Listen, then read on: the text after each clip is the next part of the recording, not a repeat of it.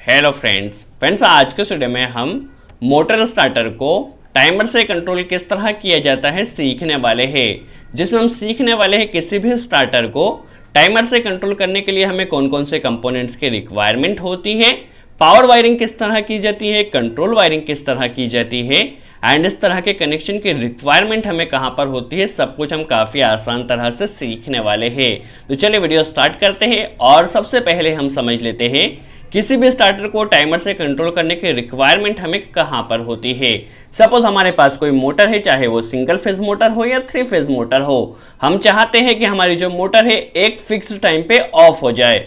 Suppose हमने motor को start किया, हमारी मोटर हम चाहते हैं 5 मिनट चले, 10 मिनट चले या आधा घंटा चले या 1 घंटा चले, उतने फिक्स टाइम के बाद हमारी मोटर ने ऑटोमेटिकली स्टॉप हो जाना चाहिए।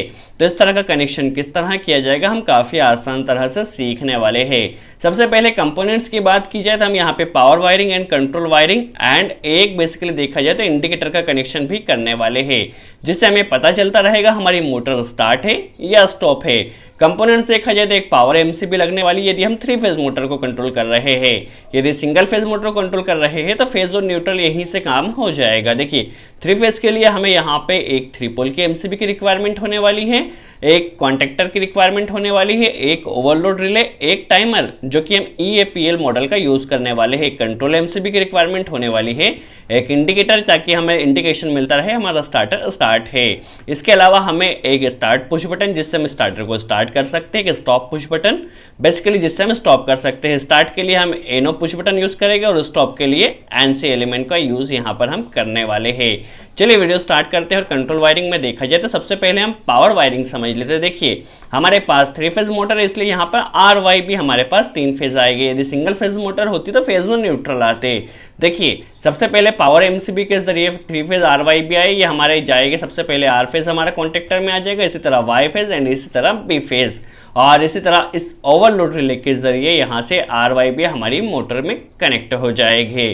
तो पावर वायरिंग काफ़ी सिंपल है। यदि हम कंट्रोल वायरिंग की बात करें तो यहीं से हम कोई भी एक फेज ले सकते हैं। हम सपोज यहाँ से R फेज लिया है, R फेज को इस कंट्रोल एमसीबी में हमने कनेक्ट कर दिया है। न्यूट्रल की रिक्वायरमेंट होने वाली है तो न्यूट्रल को हमने यहाँ से लिया है और न्यूट्रल इस कंट्रोल एमसीबी में कनेक्ट कर दिया है। तो आप देख सकते हैं अभी कंट्रोल एमसीबी में हमारा फेज और न्यूट्रल आ चुका है। सबसे पहले हम न्यूट्रल का कनेक्शन समझ लेते हैं, कहाँ पर हमें न्यूट्रल कनेक्ट करना है, फिर किस तरह फेज का या लाइन का कनेक्शन किया जाएगा।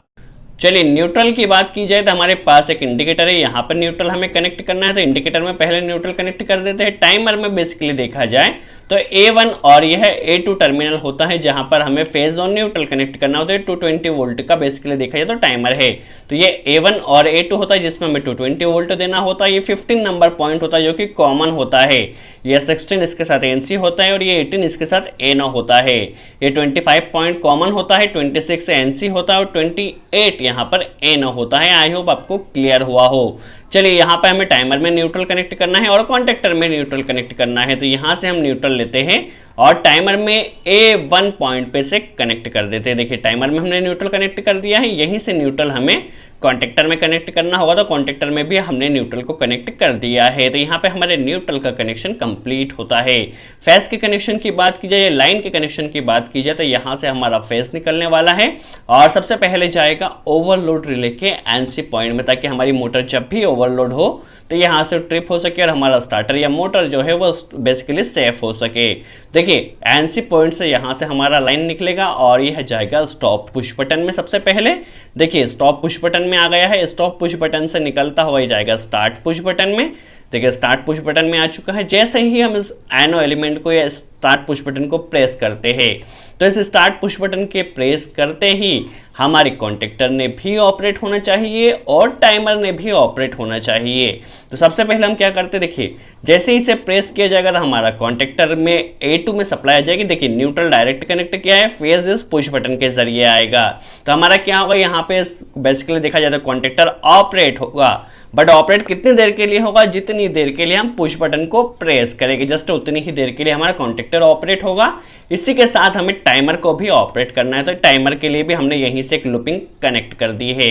तो जैसे हम पुश बटन को प्रेस करते हैं तो हमारा कॉन्टेक्टर और टाइमर दोनों ऑपरेट हो गया है। अब हम चाहते सपोज 10 मिनट हमारी मोटर चले या आधा घंटा मोटर चले, तो हमने सबसे पहले टाइमर में यहाँ पे टाइमिंग सेट कर दिया है। जितनी भी टाइमिंग की हमें रिक्वायरमेंट है तो उतना टाइम हमने यहाँ पे सेट कर दिया है। उतने जितना टाइम इस टाइमर में सेट किया है उतनी ही देर हमारी मोटर चलेगी, और जैसे ही टाइमिंग कंप्लीट हो जाएगा तो हमारी मोटर स्टॉप हो जाएगी। तो इस तरह की हमें कंट्रोल वायरिंग यहाँ पर करना है। तो देखिए अभी हमने क्या किया है, टाइमर को ऑपरेट कर दिया है, टाइमर का टाइमिंग यहाँ पे स्टार्ट हो चुका है। अब हमें क्या करना है, इससे होल्डिंग प्रोवाइड करना है कॉन्टेक्टर को, जिससे हमारा जो स्टार्टर है परमानेंट होल्ड हो सके। तो होल्डिंग हम क्या करेंगे, टाइमर के थ्रू देने वाले हैं। तो देखिए होल्डिंग के लिए हम यहाँ से एनसी के आउटपुट से भी ले सकते हैं और एनओ के इनपुट से भी होल्डिंग सप्लाई ले सकते हैं। तो होल्डिंग सप्लाई हमें यहाँ से लेना है और इसे ले जाकर टाइमर के कॉमन पॉइंट में कनेक्ट कर देना है। तो देखिए होल्डिंग सप्लाई हमने टाइमर के कॉमन में कनेक्ट कर दिया है। टाइमर की यदि वर्किंग समझा जाए तो हमने क्या होता है, जब टाइमर ऑपरेट होता है, टाइमर का टाइमिंग स्टार्ट होता है, तो जितना टाइम हमने सेट किया है उतने टाइम तक क्या होते हैं, हमारी सप्लाई कॉमन की सप्लाई एनसी से निकलती है। और जैसे ही हमारा टाइमिंग कंप्लीट हो जाता है तो एनसी की सप्लाई यहाँ पे एनओ से निकलती है।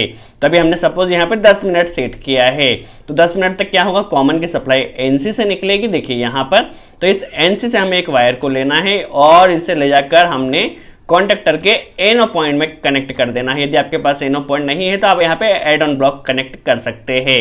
तो देखिए अभी हमने क्या किया है, जैसे ही हमारा पुश बटन प्रेस किया, कॉन्टेक्टर और टाइमर स्टार्ट हो गया है और होल्डिंग सप्लाई को हमने टाइमर के एनसी के जरिए यहाँ पे बेसिकली देखा जाए तो यहाँ पे हमने कॉन्टेक्टर के एनओ पॉइंट में कनेक्ट कर दिया। अब यहाँ पे हमें होल्डिंग देना है, तो यहीं पे कॉइल की जो सप्लाई है इसे लाकर हमें इस एनओ में कनेक्ट कर देना है। तो देखिए क्या होगा, जैसे ही हम पुश बटन प्रेस करते हैं हमारा स्टार्टर ऑपरेट होगा, ये सप्लाई यहाँ पर आएगी और जो होल्डिंग सप्लाई होने वाली है वो टाइमर के एनसी के थ्रू यहाँ पर आएगी, जिससे हमारा क्या होगा, जो स्टार्टर है वो पिकअप हो जाएगा। जैसे ही टाइमर की टाइमिंग कंप्लीट होती, जो भी हमने टाइमिंग सेट किया है, उसके बाद यहाँ से सप्लाई क्या होगी, एनसी की सप्लाई कट जाएगी। जैसे ही एनसी की सप्लाई यहाँ पर टाइमर की कटती है, हमारी होल्डिंग सप्लाई कट जाएगी और होल्डिंग सप्लाई कटते ही हमारा स्टार्टर स्टॉप हो जाएगा। तो इस तरह आप किसी भी स्टार्टर को टाइमर के द्वारा कंट्रोल कर सकते हैं। यदि आपके पास सिंगल फेज मोटर है तो आपको इस ओवरलोड रिले की कोई ज़रूरत नहीं है, क्योंकि सिंगल फेज मोटर के लिए ओवरलोड रिले वर्क नहीं करेगा, आप डायरेक्ट कनेक्शन कर सकते हैं। तो देखिए 3 फेज के लिए इस तरह से कनेक्शन हो सकता है और सिंगल फेज के लिए आपको ओवरलोड निकाल देना है।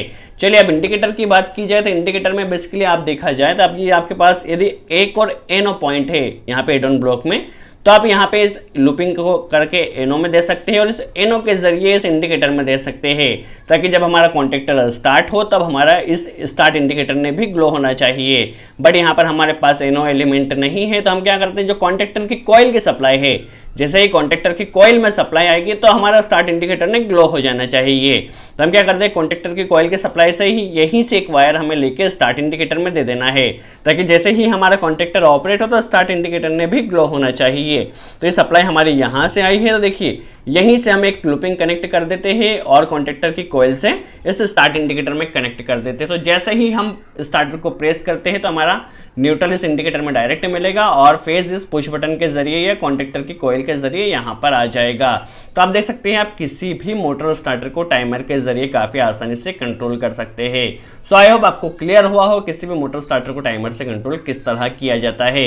यदि आप चाहते हैं आपकी मोटर को टाइमर के जरिए स्टार्ट और टाइमर के जरिए स्टॉप किया जाए, यदि आपको इस कनेक्शन की रिक्वायरमेंट है तो कमेंट्स बॉक्स में जरूर बताएं, पूरी कोशिश करेंगे उसके ऊपर भी वीडियो बना सके। यदि वीडियो अच्छा लगा हो तो लाइक का बटन जरूर प्रेस करें, कोई डाउट हो तो कमेंट्स में जरूर पूछें, हम पूरी कोशिश करें उसका जवाब दे सके। सो आज के लिए इतना ही।